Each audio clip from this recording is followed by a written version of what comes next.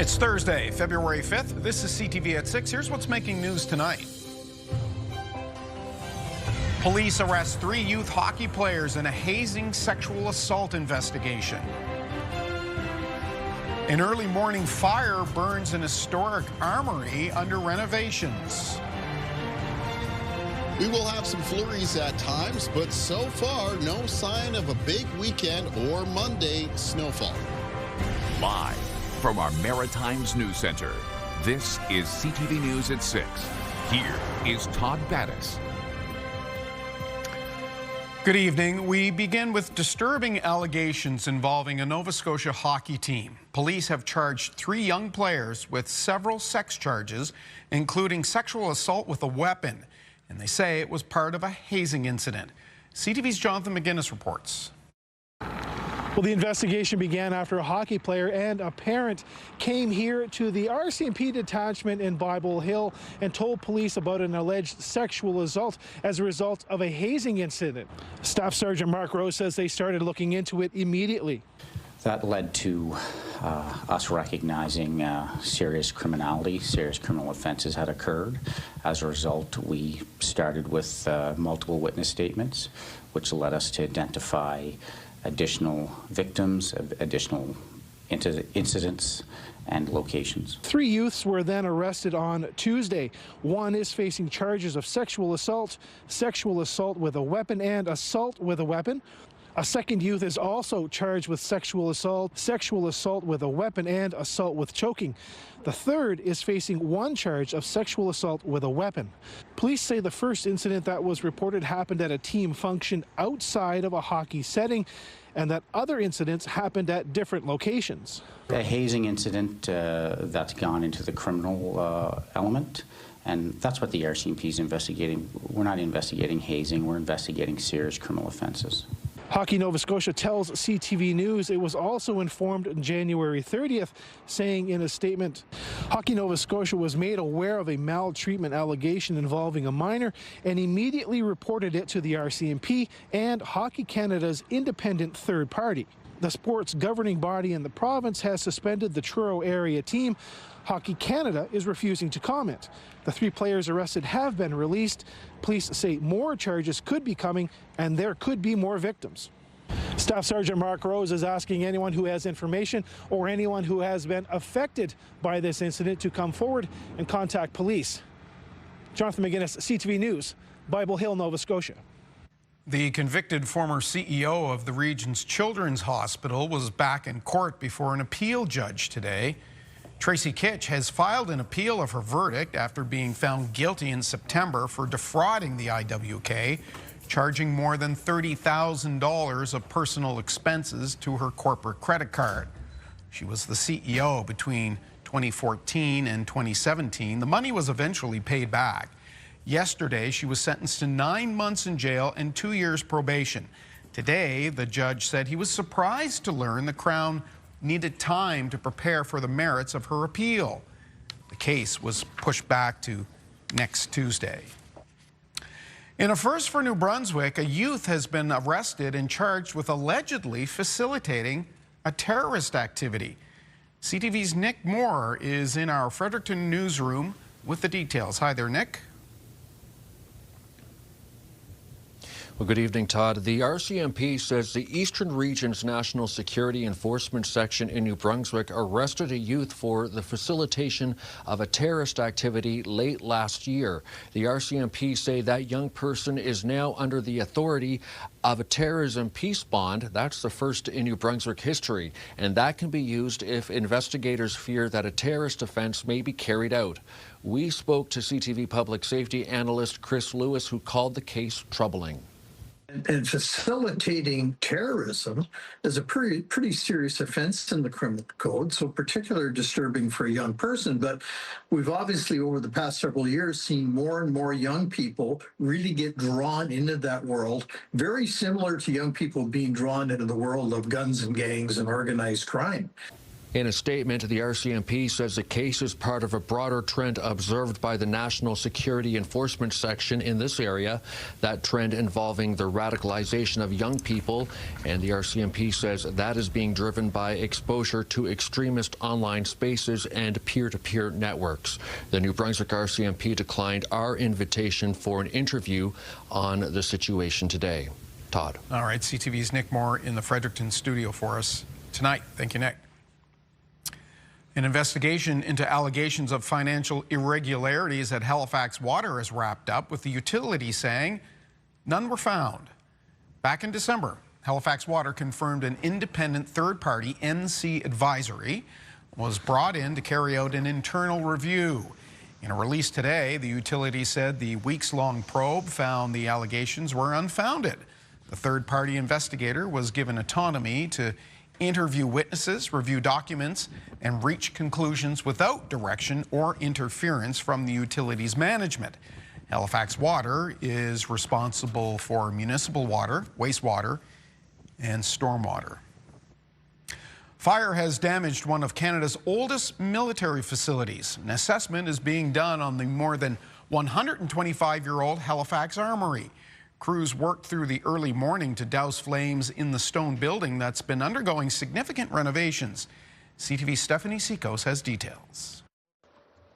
The flames weren't visible from outside the Halifax Armory, but inside. Crews went in, found a heavy smoke condition, searched throughout the building and found the fire location in between floors. Just after 4 this morning, firefighters from both Halifax and the Department of National Defence responded to a fire at the historic building. Due to the open concept, mainly of the armories, and it appears that the fire had been burning for a while. The fire resulted in surrounding streets being closed during the morning rush hour. Power was shut off for more than 2,000 customers from the north end to downtown Halifax for about an hour for public safety reasons. The outage was then isolated to just the building.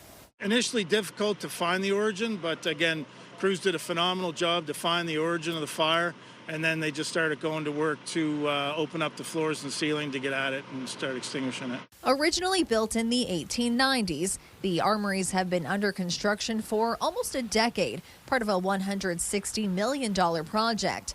The Department of National Defence says no construction or renovation work was going on in the area where the fire broke out. It's a very old building, so legacy construction, very heavy timbers and stuff, which really sort of in some ways works in our favors, in other ways doesn't. And it's been renovated several times, so we're dealing with several layers of flooring, several layers of ceiling. The cause of the fire is under investigation. Stephanie Sikos, CTV News, Halifax. There's a look at Antigonish right now, where it's currently -4 degrees. Let's get our first look at the forecast and bring in CTV meteorologist Kayla Mitchell. You're going to take a much higher view of the region right now.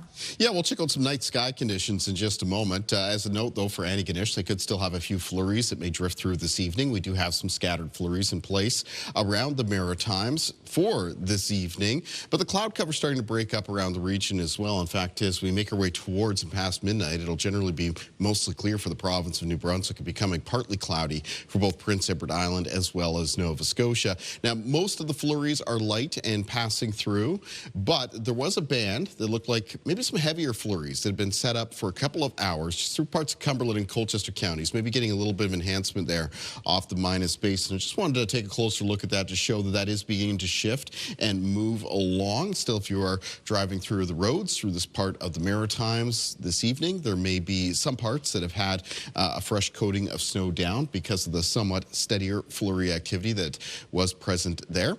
As for the sky conditions for tonight, as I mentioned, some clearing for New Brunswick and becoming partly cloudy tonight for Prince Edward Island and Nova Scotia. As a heads up, though, for anybody who is looking to take advantage of that to do some night sky viewing, temperatures are going to be getting colder tonight compared to many of these nights this week. We'll take a look at the lows in the forecast a little bit later on. There's a couple things you can see in the night sky, though. It's a waning gibbous moon, 84 94% illuminated. That'll be rising above the eastern horizon near 11 p.m. This evening, though, after the sun's down, there should be some excellent views of the planet Jupiter, which will already be high in the sky above the eastern horizon. The aurora is unlikely to be observed tonight, and no passes from the International Space Station. In fact, we're not looking at our next pass until around February 9th. I mentioned cold temperatures coming into place for tonight, and generally speaking, temperatures will be a little bit the colder side through the upcoming weekend and the start of next week. No big weekend or early next week snowfalls, though. Looks like we're going to finally break free of that pattern. There is going to be a coastal low pressure system developing, moving off the eastern seaboard of the United States, but this holds far enough south and east not to bring snow back into the Maritimes. And same thing goes for a second one that follows up directly in behind it at the end of the weekend. I'll have more on the forecast and I'm back a little bit later on. All right, we will consider that a victory. Thank you, Killen. There is no question New Brunswick's forestry industry is feeling the effects of the Trump tariffs on lumber, but just how hard are they hitting? Well, today, the head of the Forest Products Commission faced questions from the province's MLAs. CTV's Laura Brown reports. With Maine and the tariffs. Tim Fox leads the Forest Products Commission, a liaison of sorts between the province, saw and pulp mills, and wood marketing boards. Constantly communicating with all three gives him a sense of how the industry is doing overall. And it's not a rosy picture. Obviously, our sawmills were impacted by the tariff situation, and that's spilling over into the private woodlot sector as well. So I mean, there's a ton of challenges out there, and markets are not great on top of that. Fox was in front of a legislative committee answering questions about the industry. He explained moving wood across the border is much more complicated than it used to be. Because of all the uncertainty and all of the change that's happened as a result of the tariffs, all of that wood now is going through a customs broker.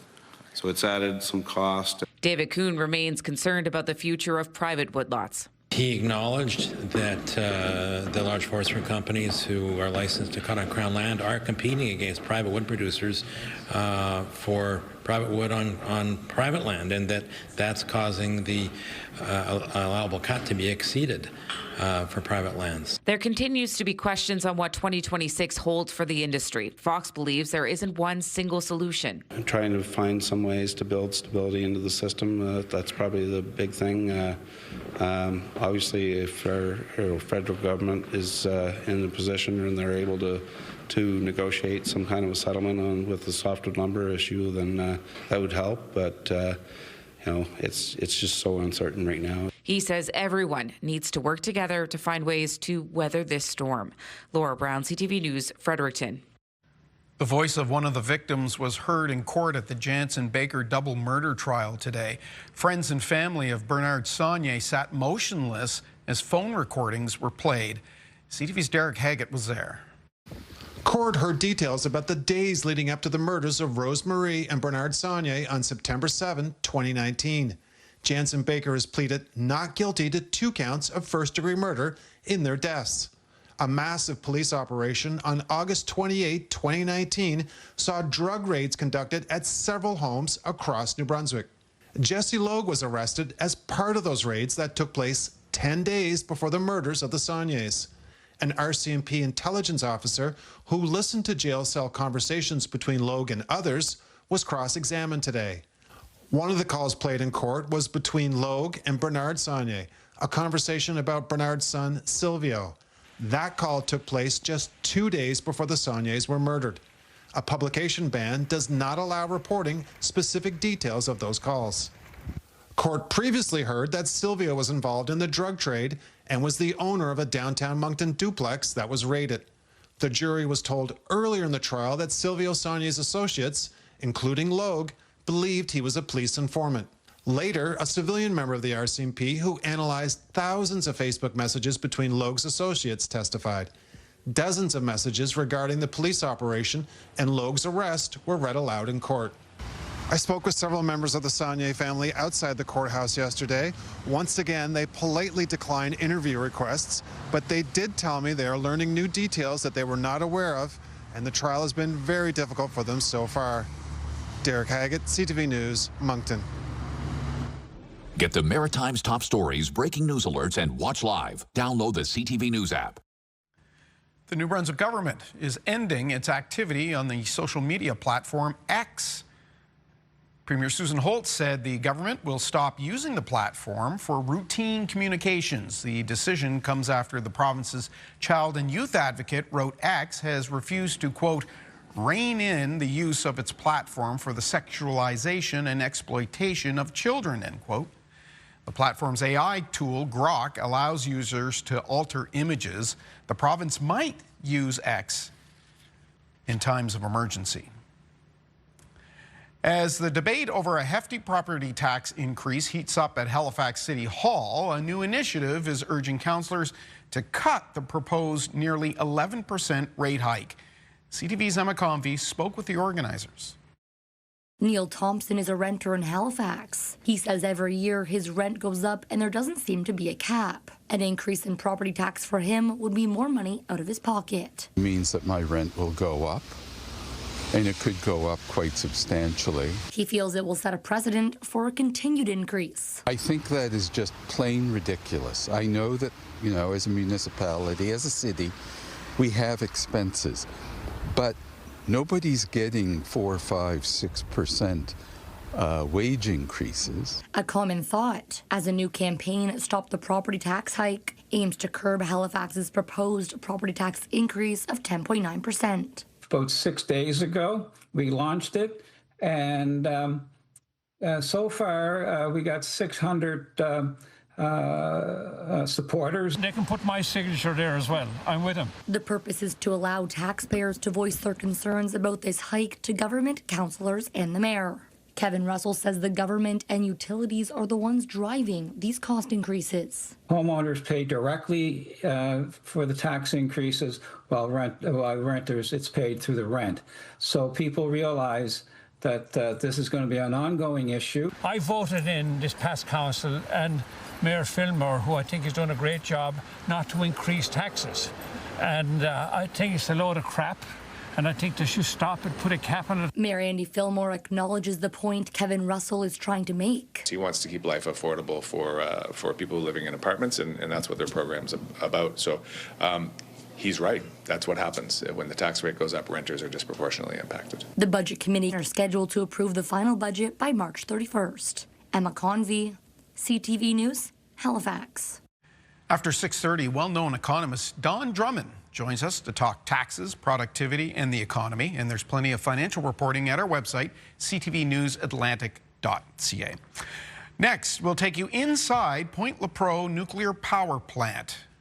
We're back in 2 minutes.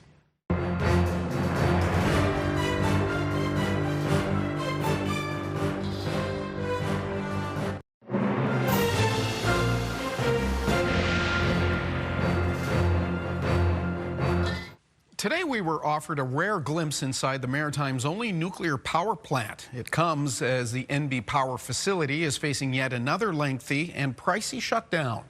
CTV's Avery McRae has this look. On a typical day, the Point Lepreau nuclear generating station provides up to 30% of New Brunswick's overall power needs. For over 40 years, that has been the facility's sole purpose, but soon it could also play another role. Life-saving medical isotopes is really exciting for the utility. NB Power is looking into the possibility of harvesting radioisotopes on site. Isotopes are used both industrially and medically, including in various types of cancer care and medical imaging. And this is part of our long-range capital plan. It's the right investment for the plant, it's the right investment for NB Power, and it's the right investment for our customers to make sure we keep rates affordable. The production of isotopes would still require some retrofitting of the plant's CANDU 6 reactor and still needs to undergo more research before becoming reality. While few question the benefits of Point Lepreau being the only facility outside of Ontario to produce isotopes in Canada, there are questions on the timing.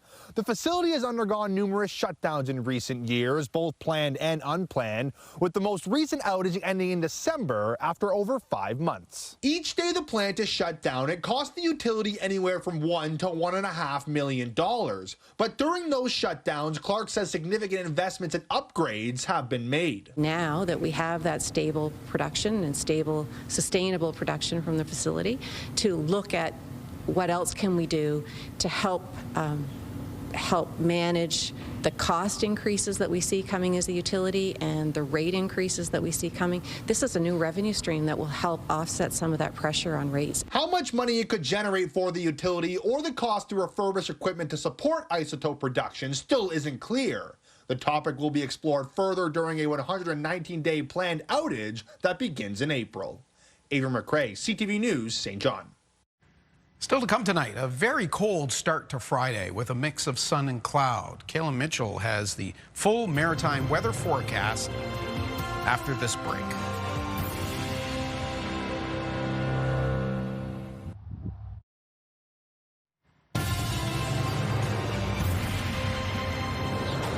It's a pretty agreeable night to ski. -7 at Brookvale and Prince Edward Island, and maybe there's a future Olympian in that crowd. Of course, the Olympics, the Winter Games begin. Well, they've already begun with competition in Italy. The official opening ceremonies tomorrow evening, but. Great night to be out on the island, do some skiing, huh? I'd say those are pretty ideal conditions, right? Visibility seems good. I know they still have some cloud cover lingering over Prince Edward Island. There's still a chance of a few flurries moving through, but I can't imagine that would bother the skiers very much. And looked like it was a good base down there as well. Night skiing at -7, that's pretty good. Yeah, I would take that for sure. Let's take a look at weather conditions across the country. We'll get back to our forecast. Certainly some very warm February temperatures going on in the west right now, especially around the south of BC and southern areas of Alberta. Calgary right now, sunshine, 14 degrees. Edmonton, sunny and sitting at 8 degrees right now. And even Prince George, gateway to northern BC, 11 degrees and sunshine. And it's colder at Fort McMurray, sitting at -14. And there is some colder air that's broken down through the Northwest Territories. You see Yellowknife sitting right now at around -25. Over Hudson Bay, northern parts of Manitoba, and into areas of northern Ontario, northern Quebec. And as we're in a northwest wind here in the Maritimes, tonight, we're going to be tapping into some of that colder air. And that's why our temperatures for tonight are lower than they have been over the past couple of nights. Labrador City, speaking of low temperatures, is already sitting at -22. Happy Valley Goose Bay sitting at -14. St. John's at -3. And here in the Maritimes, Fredericton -6 right now, -4 at Halifax, and Charlottetown sitting at -6, and actually reporting a flurry at the airport at the moment. Taking a look at our timeline for cloud cover and precipitation. Clearing conditions for New Brunswick as we head towards and after midnight. Flurries coming to an end there. Partly cloudy conditions tonight for Prince Edward Island and Nova Scotia. There will continue to be a chance, 30-40% chance of flurries for PEI and the northeast of Nova Scotia as we make our way through the overnight, and those same areas with a low chance of a flurry throughout the day on Friday. Other parts of the Maritimes on Friday, mix of sun and cloud for the remainder of Nova Scotia. A lot of sunshine through the morning hours for New Brunswick. A little bit of cloud cover developing in the afternoon, but a very cold start to the day for the province of New Brunswick. Taking a look at the winds in the forecast out of the northwest for tonight. Tomorrow's winds in the morning, still out of the north and northwest, but by the afternoon, more to the northeast. And they'll be sustained 10 to 20 kilometers per hour with a few gusts between 20 and 40. Here's a look at the lows in the forecast around the Maritime region. And in New Brunswick, falling well down to the -teens and -20s. Coldest temperatures expected in the north and west of the province there between -21 and -25. Prince Edward Island tonight with low temperatures falling down to around -16. And for many areas of Nova Scotia, low temperatures between -10 and -16. For Prince Edward Island, for Cape Breton tonight, low temperatures between -8 and -12. It will be colder up in Cumberland County of Nova Scotia, Amherst, with a high temperature or low temperature of -18. High temperatures for tomorrow in the north of New Brunswick between -8 and -10. So that's colder than the last couple of days. Should be a fair amount of sunshine though. And down through central and southern areas of New Brunswick for tomorrow, most of the high temperatures between -5 and -9. Here's a look at your high temperatures for Prince Edward Island on Friday. Mix of sun and cloud, low chance of a flurry throughout the day. The highs between -4 and -7, including -6 at Summerside and Charlottetown, and -5 at Montague and -4 at Surrey. In Cape Breton tomorrow, the high temperatures between -1 and -4. On the north shore of mainland Nova Scotia, highs of -4 to -6. On the eastern shore, between around -2 and -4. -8, that's the high for Amherst for tomorrow. -5 for Truro. -4 for the city centers Halifax and Dartmouth. The Annapolis Valley with high temperatures near -6 for tomorrow. And on the south shore and in the southwest of Nova Scotia, coastal areas with high temperatures mostly around -4, -5. So it stays cold through the upcoming weekend. Isolated flurries for New Brunswick on both Saturday and Sunday. That's followed by a mix of sun and cloud, colder temperatures to start next week. And for Tuesday, there'll be a chance of flurries on Wednesday and, possibility of some snow on Thursday of next week. For Nova Scotia and the 7-day outlook, it's cold through the upcoming weekend. Chance of flurries on Saturday. Flurries expected on Sunday and on Monday of next week. A mix of sun and cloud for Tuesday. Flurries, temperatures more moderate on Wednesday of next week. A mixture of snow and rain possible on Thursday. And for Prince Edward Island, it's flurries in the weekend forecast and into the start of next week, along with some colder temperatures. A chance of flurries on Tuesday and some more flurries expected on Wednesday and Thursday, Todd. You had snow there, I think, yesterday for Saturday, so that's obviously backed off a bit. Yeah, basically down to maybe some scattered flurries in the region. Okay, great. We'll see you at the end of the show, Kaylin. Next, one of this country's most respected economists joins us, and we have this story on the scene. Hey everybody, Dave Gunning here. Got a brand new record coming out February 20th and lots of shows around the Maritimes and beyond. And even an appearance here on TV. Stick around for more. Okay, so we're back at it tomorrow, giving you a chance to win $100,000 with Virgin Radio's $100,000 Destroy Your Debt. Those keywords starting at 7 a.m. And get another chance at $100 to Bikini Village at 7:30.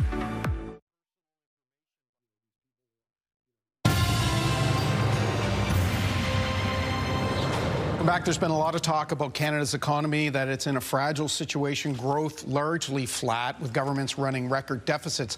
Don Drummond is a senior Canadian economist, fellow in residence at the C.D. Howe Institute. He's at Queen's University. He's a former chief economist at TD Bank. We could use the entire interview time to list different positions and accomplishments you had, but instead I'll just say, welcome. It's good to have you. Thank you very much.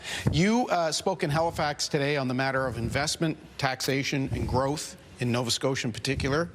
The province has a lot of one of those things, taxation. How about the other two?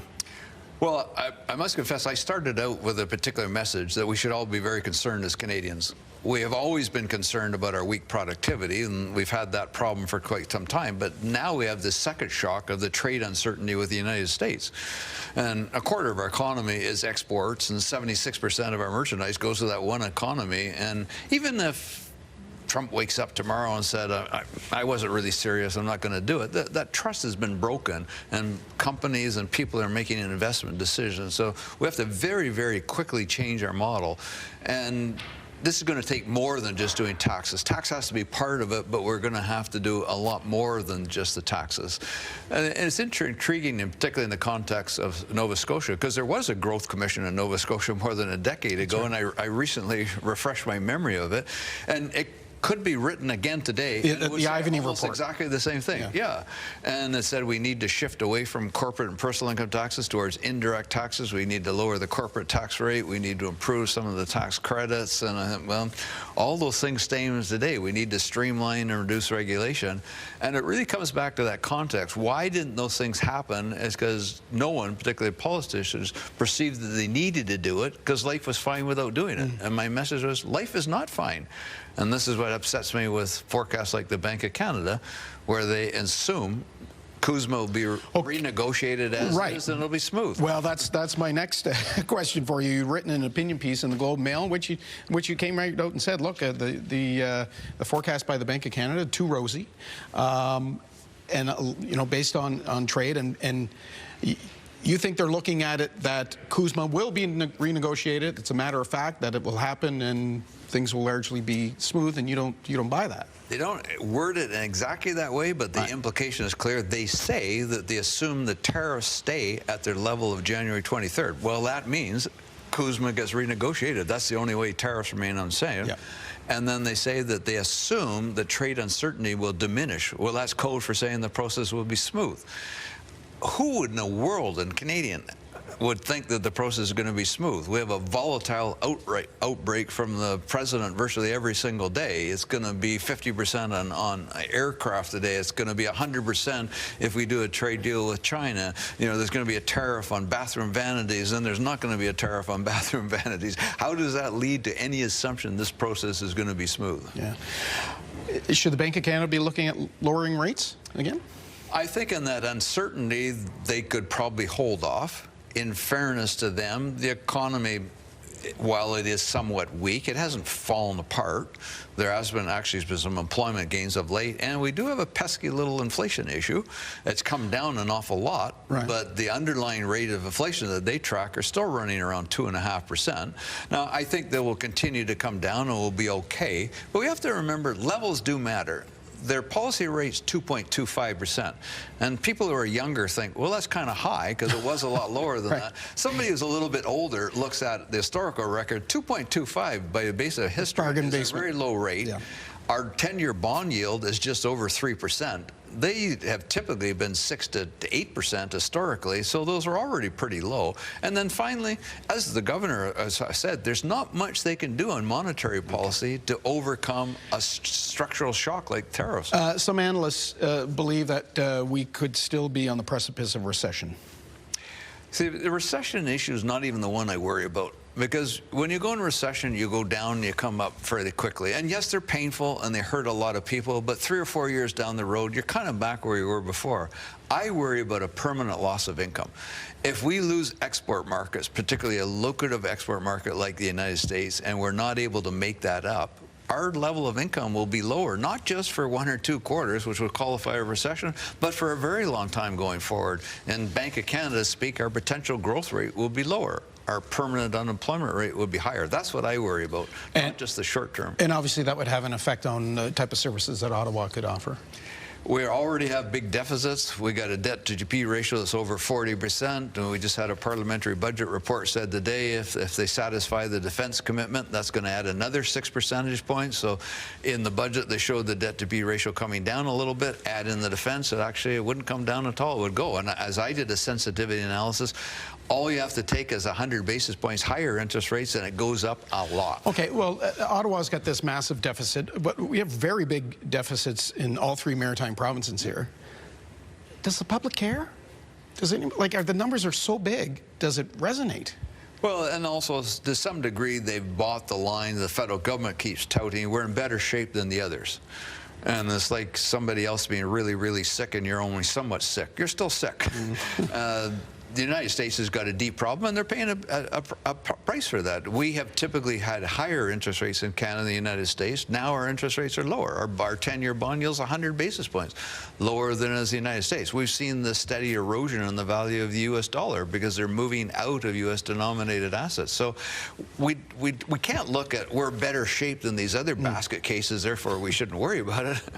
I got about 30 seconds here. When looking at deficits, we already hear from young people that they don't even think that they're ever going to get into the housing market. This, obviously, these deficits are going to take, when we do get to the position to start paying them down, it's going to take a very long time, probably on the backs of the next generation. What's the risk in that? Well, it's patently unfair to young people. So when they graduate from university, they're having a tough time getting permanent good jobs in the labor market right now. They can't afford a house. A starter house in many of the urban centers in Canada are $1 million plus. Even if interest rates are low, they can't afford the debt on that. You look at things like the Canada Pension Plan, their contributions are higher than the value because older people, like me, didn't pay what they should have paid. They paid what they were asked to pay, but it wasn't enough. And it's just a heavy burden on them. We're not passing very much on to them by way of public assets to offset that. And so we're making their life difficult, and it's going to continue to be difficult. That's why we have to cap the debt. Don Drummond, great to have you in. Lots to think about. Thank you for that. Thank you. We'll take a break. We'll be back with much more of your newscast after this.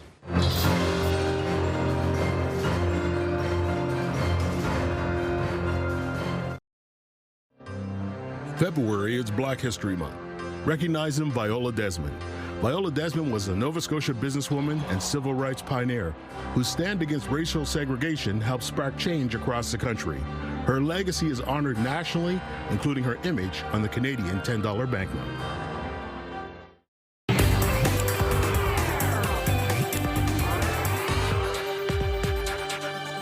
We're on the scene with Katie Kelly, and tonight we're featuring a maritime artist whose career spans, hard to believe, more than 2 decades. He's got 14 albums, 10 East Coast Music Awards, multiple Canadian Folk Music Awards.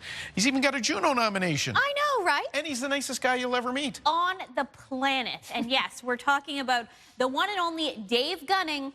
He just continues to surprise us. I'm sorry for wasting your time. I'll be alright with this blue heart. After more than 2 decades of songwriting, Dave Gunning still finds new ways to tell stories. Yeah, he said something like, you don't clean the Barbie, mate, you know, the barbecue. All the magic and flavors in the crud on the grill. So there's some crud on the grill on this record for sure. The Pictou County singer-songwriter flew to Australia, where his pal Mark Lang produced Field Notes in a way he'd never tried before. And we recorded it on one microphone to an old tape machine. There's no AI involved in the making of this record. It's pretty raw. They wanted it to sound like an old recording, so they had guitars from the 30s and 40s, nylon string guitars actually, and a couple of old banjos with stuff hanging from them. And the entire album was recorded outside under a gum tree. He put 2 mics in the tree up above me to pick up the wind and the birds, and it's just pretty crazy. Field Notes is a collection of songs Gunning has been writing and co-writing over the past few years. I guess was going through some personal stuff a couple of years ago, and so that sort of goes, some of those thoughts are on the record. Vincent Coleman, wired telegrams, both up and down the line. There's also Vincent Coleman, a powerful song about a Halifax explosion hero that Dave wrote with the late Bruce Guthrow. About a man who saved a train load of passengers that were just about to come into the city. He stayed and worked dispatch and got notification knowing he might not make it. And soon, audiences across the Maritimes will get to hear these songs live. I'll probably try to capture the records, you know, which was, like I said, they just had one microphone for me to play and sing through. And I hope there'll be a few Dave Gunning stories in between. Yeah, they tend to, yeah. I get nervous. Like right now, I don't even know what to do with my hands. Usually I'm playing guitar or something. So I find, I don't know, I like the stories. I find if I see the audience enjoying the stories or having a chuckle, it helps put me at ease too. Field Notes arrives February 20th with 18 tour dates across the Maritimes throughout February and March. It's a different sounding record. It's in a way liberating, just the fact that it was done so quickly and honestly, I guess.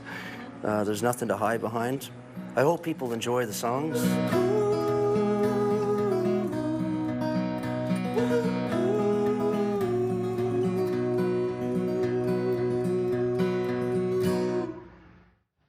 Again, Dave is touring right across the Maritimes, tons of tour dates. So chances are there is a show near you, so you can go see all those tour dates online.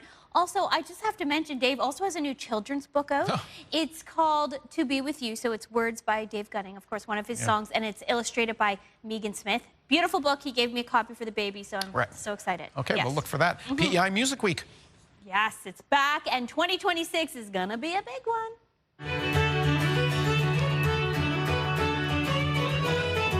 Celebrating its 25th anniversary, the festival runs February 28th to March 7th across Prince Edward Island. This year features new experiences, including the first ever Battle of the Bands, concert in unexpected venues, and special collaborations. You can go online for tickets and all the event details. And this is a big year for the Halifax Black Film Festival. Yes, 10 years they're marking this year of amplifying Black voices during African Heritage Month.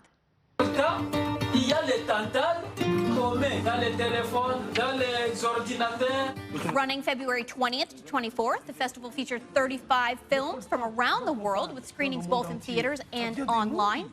Audiences can experience powerful stories, bold perspectives, and special events spotlighting Black filmmakers and storytellers.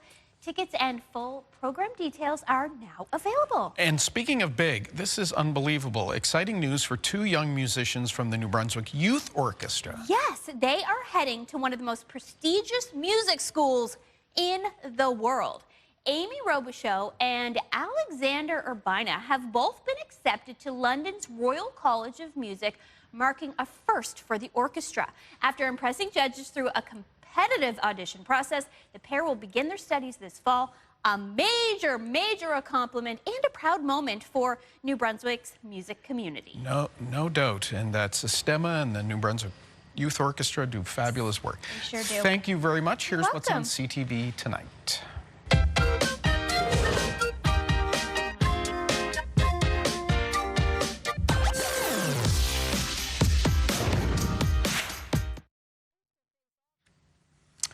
In our business report, the Dow Jones ended the trading day down nearly 600 points, and another big tech company reported earnings today.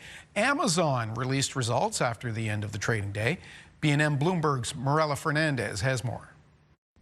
Once again, it is the amount of money being spent on building out AI capacity that is eye-popping. Analysts had estimated Amazon would spend about $145 billion this year on things like data centers, chips, and other equipment. But the company says it will be closer to $200 billion. Amazon says it expects strong return on these investments in the long term, but investors still have concerns. Amazon stock started dropping in after-hours trading. Those concerns and others led to another day of deep losses in tech stocks on the markets today. Investors are spooked about the future of software, with more AI tools being introduced that could eliminate the need for it. Spot silver also sank today 15%. Gold was also down, which weighed on the TSX. Barrick Mining will spin off its North American gold assets in a new publicly listed company. Barrick is the world's second biggest gold producer. It has assets in 17 countries, but under the new plan, mines in Nevada and the Dominican Republic will be separated as a new company. Today, Barrick also named Mark Hill as the new president and chief executive. Here are the closing numbers for the day. The Canadian dollar is down to 73.02. West Texas Intermediate is down $1.85 to 63.29. Western Canadian Select is up over $1.50 to 49.48. And the TSX sank today, dropping another 576 points. Those are your business headlines. I'm Morella Fernandez.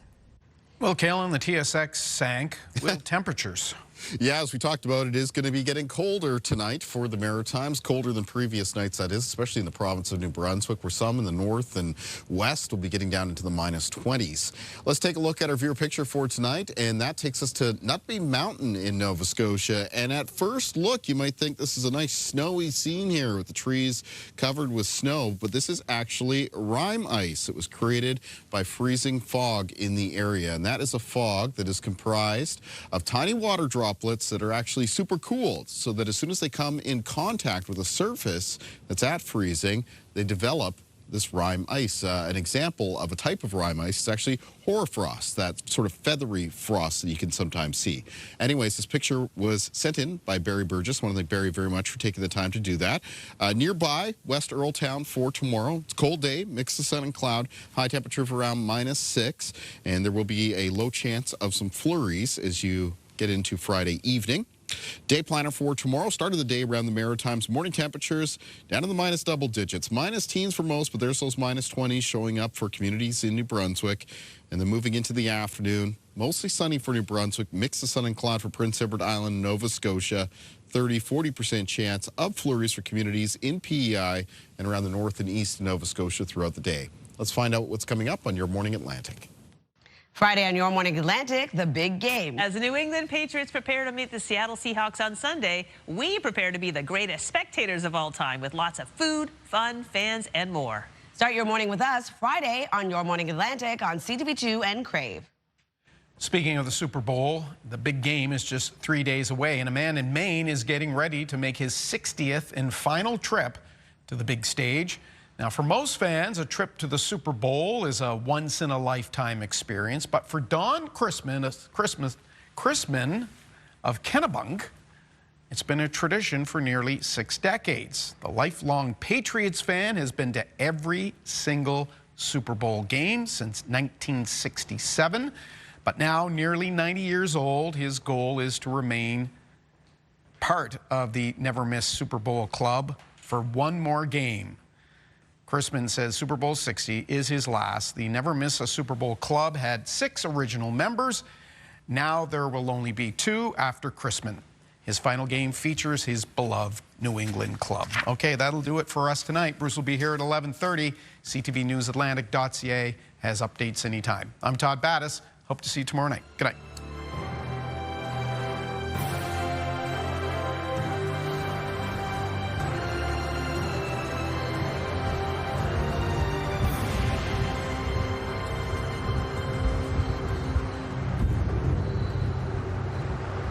CTV News, the Maritimes' #1 newscast. Watch live on Crave.